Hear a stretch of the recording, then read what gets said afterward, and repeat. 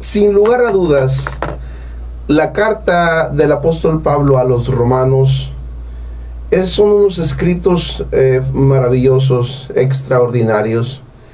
No cabe duda que es palabra inspirada por Dios, como lo dice la Escritura. Inspirada, la palabra inspiración o la palabra inspirar significa soplo de Dios. Una palabra que Dios le dio a este hombre para que la plasmara, que la escribiera, y que ha sido de bendición a través de los siglos para la iglesia, y nos ha servido para fortalecernos, para arraigarnos, para cimentarnos en esa fe gloriosa de nuestro Señor Jesucristo. Hemos estado explicando, investigando, obviamente explicando, pero antes de explicar, investigando el trasfondo de estos escritos que el apóstol Pablo se piensa que escribió allí en Corinto. Cuando estaba en Corinto, después, cuando el apóstol Pablo escribe esta carta, todavía no iba a Roma, como él mismo lo dice al inicio de este escrito. Se piensa que fue 3 años después de haber escrito esta carta. Eso es lo que se piensa. Pero bueno, ha sido de gran bendición y nos ha abierto en lo personal, sé que también a mis hermanos, el entendimiento, no que lo tuviéramos cerrado, sino que como que se ha expandido esa visión que el hombre debe tener en torno al Evangelio, en torno a la esencia del Evangelio, al contexto del Evangelio. Y es algo tan importante que nosotros queremos explicarlo detenidamente. Lo que este hombre, cada vez que hablamos de esta carta, cada vez hay cosas muy interesantes. Hoy enlazamos el mensaje pasado con el que corresponde a esta fecha, y menciona, dice, porque en esperanza somos salvos. Mas la esperanza que se ve no es esperanza, porque lo que alguno ve, ¿a qué esperarlo? Es pregunta. Y queremos mencionarle, la semana pasada, el apóstol Pablo decía ahí en el versículo 23, que nosotros estábamos esperando la adopción de nuestro cuerpo, la redención de nuestro cuerpo. Es decir, cuando nosotros morimos en Cristo, nuestro cuerpo es depositado en Cristo, aún en Cristo, como en Cristo. Bueno, la Biblia dice que nuestro depósito estará guardado para aquel día. ¿Dónde? Allí en la tierra, allí en el seno de la tierra. Ahí estará guardado para que cuando Jesucristo hable, toque su trompeta, entonces saldremos a luz. Llegaremos, recibiremos al Señor allá en las nubes. Hoy dice en el versículo 24, porque en esperanza somos salvos. Porque en esperanza somos salvos. Y yo quiero mencionar qué es la palabra esperanza. Pero también quiero subrayar, ya somos salvos. Bueno, como que hubiese una contradicción. En esperanza somos salvos, es decir, somos salvos y estamos esperando la consumación de esa salvación. Bueno, y menciona, dice, porque lo que se ve, ¿para qué esperarlo? Bueno, Jesús no lo vemos, pero ya lo tenemos. Un día vamos a verlo. Y yo quiero hacer una comparación. La palabra esperar o esperanza contraria a la palabra desesperanza o desesperación, que para muchos es muy conocida esta palabra, desesperación o desesperanza. Y yo quiero hacer un llamado a todos los radioescuchas, particularmente a los que conocemos del Evangelio, los que conocemos de Cristo, los que conocemos qué es lo que mueve o qué es lo que le da vida a la iglesia. Obviamente el Espíritu Santo, obviamente el Señor Jesucristo. Pero es decir, siempre que se trabaja con un propósito por venir, con un propósito venidero. en lo secular, en lo material, en lo espiritual, siempre trabajamos con un propósito. ¿Cuál es la culminación de este propósito? Pues la culminación de este propósito es que lleguemos con nuestro Señor Jesucristo allá en las nubes y que estemos para siempre con Él. Y quien no tiene esta referencia, quien no tiene este referéndum como sustento en su vida diaria, como sustento en su creencia, pues la contraparte de la esperanza es la desesperanza, es la desesperación.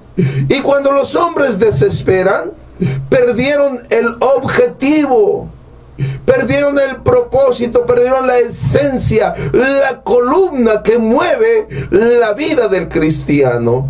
La iglesia tiene que estar apercibida, tiene que estar apercibida de esa esperanza. Y cuando la iglesia está desapercibida de esa esperanza, está en la contraparte y por lo tanto ha resbalado en su fe y está cavilando por cuál camino debe continuar. Lo que debe de mover a la iglesia es que Cristo viene. Amén. Lo que debe de mover al creyente es esa esperanza de que un día Jesús tocará esa trompeta gloriosa y que nosotros partiremos con el Señor y estaremos allá con Él por siempre. Y eso debe ser diario. Y esto también es una invitación para las personas, hombres y mujeres, que no saben, que no tienen un propósito de vida, o que han pasado los años, y no saben qué será de su existencia después de esta vida. Déjeme decirle que esto solamente es pasajero. Los 40, 50, 70, 80 o 100 años que vivamos sobre esta tierra no son comparables con el tiempo en la eternidad, que es un sinfín de años que nadie le puede poner número a ese tiempo que ha de transcurrir por siglos y milenios, y seguirá transcurriendo y seguirá transcurriendo. Y yo aquí en la tierra, por gracia de nuestro Señor Jesucristo, puedo tomar la decisión de vivir esta eternidad con Dios allá en los cielos. De otra forma, de otra manera, la eternidad será un tormento terrible, un tormento que jamás va a terminar. Yo le hago una invitación, mi hermano, mi amigo, aún usted que conoce de Cristo. Hemos explicado lo que es la palabra esperanza. Debemos de esperar a nuestro Señor Jesucristo. Esa es la esperanza y esta es viva. La esperanza es viva, es algo, su esencia de una espera, aunque sea prolongada. Y cuando perdemos la brújula, cuando perdemos el objetivo, cuando perdemos el blanco, caemos en una desesperación y caemos en un debilitamiento y en un diluir la fe, ahora sí que una mezcla de creencias que no hay sustento, no hay un camino, no hay una línea recta definida por donde nosotros debamos transitar. Cuando perdemos ese objetivo, esa esperanza que es en nuestro Señor Jesucristo.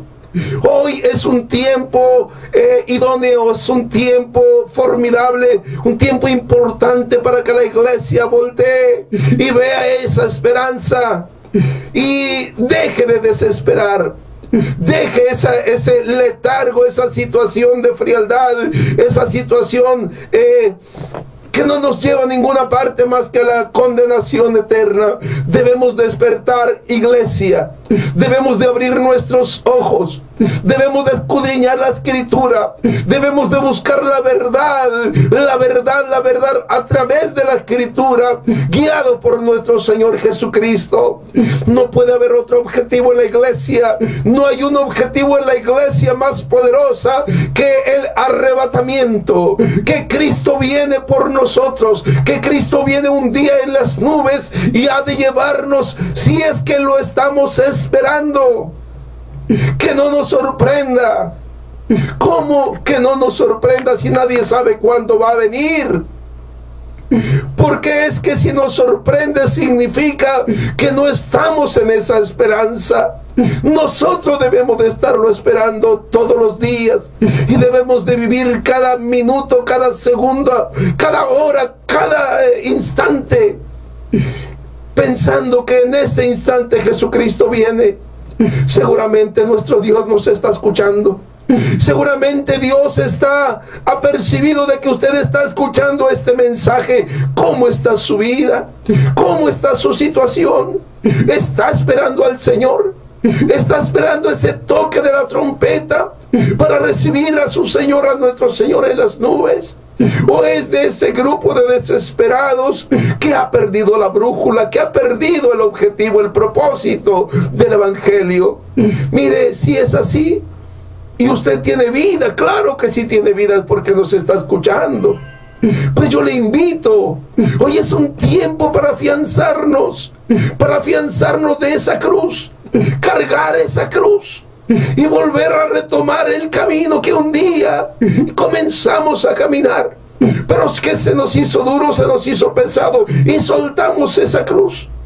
O bien de otra manera, si usted no conoce de esa fe gloriosa nuestro Señor Jesucristo, hoy le invito, es tiempo para que usted lo conozca y haga de su vida una vida diferente en nuestro Señor Jesús. Muy bien, hermanos, yo les invito a que nos márquenos, háganos sus comentarios, mándenos sus peticiones, vamos a orar por sus peticiones, sus necesidades. Regálenos una llamada y nosotros estaremos sacando las llamadas al aire 15 minutos antes de que termine este mensaje, este programa. Hermano Israel. Los teléfonos en cabina son 83 77 95 73 y 83 79 88 39. O nos pueden mandar un mensaje de texto al 81 11 82 79 19. Muy bien. Versículo 25. Empero, si lo que no vemos esperamos, por paciencia esperamos. Por paciencia esperamos. Y la palabra paciencia tiene un contexto demasiado importante, muy importante. Y yo quiero pedirle a mi hermana Marisela que nos explique, aunque quiero decirle, la palabra esperanza y la paciencia son hermanas, van de la mano. No puede haber esperanza sin paciencia. No puede haber esperanza si no hay paciencia. Y tampoco puede haber paciencia si no hay esperanza. Son prácticamente de la mano, aunque tienen su diferente definición y significado. Así es, hermano. Cuando usted habla de esperanza, cuando la Escritura nos habla de esperanza, y nuestra esperanza bienaventurada es nuestro Señor Jesucristo, es verlo. Amén. Esta esperanza, hermanos, esta palabra proviene de un vocablo del cual también proviene la palabra esperar o el verbo esperar. Entonces, verdaderamente, cuando hay una esperanza es porque se está esperando algo. Si dice el apóstol Pablo, si es algo que ves, pues ya no es una esperanza, ya no lo estás esperando, ya está. Y la realidad es que nuestra esperanza más grande es ver un día a nuestro Señor Jesucristo. En cambio, la paciencia es una palabra también muy importante en el vocabulario, o para nosotros debe de ser importante y debemos de conocerla perfectamente como cristianos. La palabra paciencia es la cualidad de resistir con firmeza, con confianza en un fin deseado, a pesar de las dificultades, del desánimo, de las circunstancias desalentadoras y a menudo del sufrimiento. En muchas ocasiones, en repetidas ocasiones, en el Nuevo Testamento se habla de la paciencia. Inclusive es parte del fruto del Espíritu Santo. Amén. Lo vemos en Gálatas. Y entonces aquí la paciencia significa es que cuando yo tengo paciencia, Dios a través de su Espíritu Santo me regala la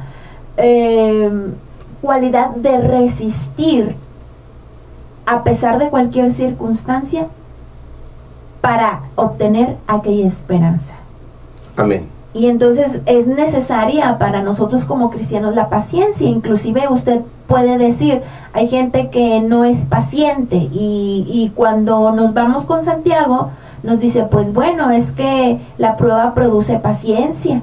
Y cuando decimos, es que no tengo paciencia, Señor, dame paciencia, pues el Señor nos dará pruebas para poder moldearnos y poder hacer que haya en nosotros la paciencia, que es fruto del Espíritu, y es solamente a través de las pruebas. Entonces aquí es muy importante que nosotros reconozcamos que esta es una cualidad en la cual nosotros debemos de estar trabajando siempre. Esto es paciencia, resistir inclusive a través del sufrimiento.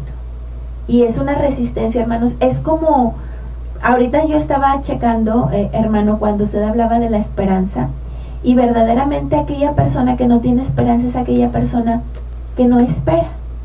Si espera a alguien y está esperanzado a que llegue, pero si se desespera y se va, pues ha perdido la esperanza. Y en cuanto a la paciencia, hermanos, la persona que es impaciente, que no tiene su confianza puesta en que algo sucederá, que no tiene, que está sufriendo, y ese mismo sufrimiento lo hace que su alma se agobie y que desista de aquella esperanza que tiene, pues déjeme decirle que ha perdido. Nosotros como cristianos, aún a pesar de las situaciones difíciles, tenemos una esperanza bienaventurada, y es nuestro Señor Jesucristo. Hay muchos cristianos, hermano Samuel, que están enfermos, y también muchas personas, hermano Samuel, que juzgan a estos hermanos porque les dicen que tienen poca fe. ¿Dónde está tu Dios? ¿Dónde esto? Pero en realidad, hermanos, la esperanza que tenemos nosotros como cristianos es mucho más alta que una sanidad. La esperanza Amén. que nosotros tenemos es la redención de este cuerpo nuestro y estar con el Señor para siempre. Esa es nuestra esperanza como cristianos, y nos ponemos a ver, hermanos, hombres de Dios, inclusive hombres que vemos en la Escritura, cómo sufrieron. Y dice la palabra del Señor de uno de ellos, y se sostuvo como viendo al invisible. Amén. Y no recibió en esta tierra lo que se le había prometido. Y murió esperando. Y murió esperándolo. Pero en esperanza. Amén. En esperanza. El apóstol Pablo, hermanos, cuando estaba a punto de ser sacrificado, tenía esperanza, y la esperanza estaba más cerca de su vida. Y nosotros, a pesar de cualquier circunstancia, pueden decir lo que quieran de nosotros, y pueden criticarnos, y pueden decir, y tiene tantos problemas, y tiene un Dios grande. Sí, tenemos un Dios grande que vendrá por nosotros, que nos recibirá allá en las nubes. Tenemos ese Dios tan grande y tan poderoso y tan hermoso, y que es al que nosotros aguardamos. Amén. Esa esperanza que va a venir asociada con la paciencia es un conjunto, es una integración, es un equipo que el cristiano debe de poseer, debe de tenerlo. Es parte del bagaje, del equipaje del cristiano, Así es. del equipaje espiritual del cristiano. El apóstol Pablo emplea otra palabra llamada longanimidad, que es una paciencia perfecta, es una paciencia extrema. Así es su definición. No invento palabras, no, es una paciencia lo más que da. Es decir, cuando menciona el salmista y dice, pacientemente esperé a Jehová, pacientemente esperé a Jehová, y él se inclinó a mí y oyó mi clamor. Cuando se inclina, la palabra inclinarse significa que se es clemente ante un ruego. Eso es, se inclinó a mí, es decir, demostró su clemencia. Pacientemente esperé a Jehová, pacientemente esperé. Ahí está la paciencia y está la esperanza. Pacientemente esperé a Jehová. No puede esperarlo si no hay paciencia. Ahora, ¿en dónde estaba esa paciencia? ¿Dónde se estaba comprobando que era paciente? Bueno, en el momento de la dificultad, en el momento de la prueba, del sufrimiento, de la carencia, de la enfermedad, de la amenaza, de la opresión del enemigo, en el momento más terrible, porque fíjese hasta dónde va el salmista. Dice: pacientemente lo esperé, y él se inclinó a mí y oyó mi clamor. Es decir, en esa paciencia había un clamor. Se inclinó a mí y me hizo sacar del pozo de la desesperación. Es decir, se acabó la desesperanza porque había esperanza. Amén. Qué interesante cuando hay desesperanza y el hombre cambia de actitud y tira esa desesperanza y toma una esperanza. Es decir, para esto es que el hombre tiene que aceptar la condición en la que se encuentra y darle gracias a Dios por la condición en la que se encuentra, y no renegar, no maldecir, no ponerse de alguna forma expresando su descontento. Decía aquel hombre patriarca: yo sé que mi Redentor vive y aún del polvo ha de levantarse. No lo conocía, pero dice: yo sé que vive quien ha de rescatarme. Yo sé que vive y aún del polvo ha de levantarse. Hermano, y nada más quiero hacer una aclaración. No significa que nuestro Dios no pueda sanar. Lo ha hecho. Yo he sido beneficiada por ese poder de nuestro Dios. Sin embargo, en muchas ocasiones, muchos hermanos santos, muchos hermanos fieles a Dios han pasado por la prueba de la enfermedad, y aún allí el Señor se glorifica. Aún cuando no quita la enfermedad, hermano, el Señor se glorifica. Amén. El Señor se glorifica trayéndoles su dulce presencia, trayéndoles de la paz, trayéndoles esa fe, que aunque no haya la respuesta inmediatamente, la respuesta de Dios siempre llega, siempre. Y entonces es algo que nosotros tenemos que considerar, hermanos. Por eso tenemos que estar esperando. Porque mire, hermanos, qué confianza, hermano Samuel, que esperar en el Dios Todopoderoso. Habrá algo en la personalidad, en los atributos de nuestro Dios tan perfecto, que nos haga dudar de Él. Pues verdaderamente no. Él es 100% confiable, hermanos. Podemos confiar en Él. Hay cuestionamientos, hay interrogantes. ¿Por qué no puedo esperar? ¿Por qué no tengo paciencia? Hay respuesta para esta cuestión, para esta pregunta. ¿Por qué no puedo yo esperar? ¿Por qué es que me desespero? ¿Por qué es que mi condición me atribula, me pone en una condición crítica? ¿Por qué? Bueno, porque la paciencia no es algo que se tiene por naturaleza, no. La paciencia no se nace con paciencia, no. No hay gente que tenga paciencia producto de la casualidad o heredada de los genes, no. La paciencia, dice el apóstol Pablo en Gálatas, que es parte del fruto del Espíritu. ¿Cómo parte del fruto del Espíritu? Sí, es algo que se obtiene por gracia de Dios, otorgada por el Espíritu Santo, cuando el hombre tiene una relación, tiene un trabajo constante con el Espíritu Santo. Es algo que se obtiene cuando el hombre toca, busca, se lleva a cabo cuando ponemos en práctica lo que menciona la Biblia. Dice: acerquémonos pues confiadamente ante el trono de su divina gracia, para hallar gracia para el oportuno socorro. El hombre que ha tocado todas las puertas, ha buscado todas las respuestas, ha probado en una parte y en otra, se da cuenta que no puede, se da cuenta que no hay alternativas, se terminaron todas las opciones. Entonces recibe esta palabra hace uso de esta palabra, corre al Señor de rodillas y empieza a clamar a Dios: Señor, es que lo necesito.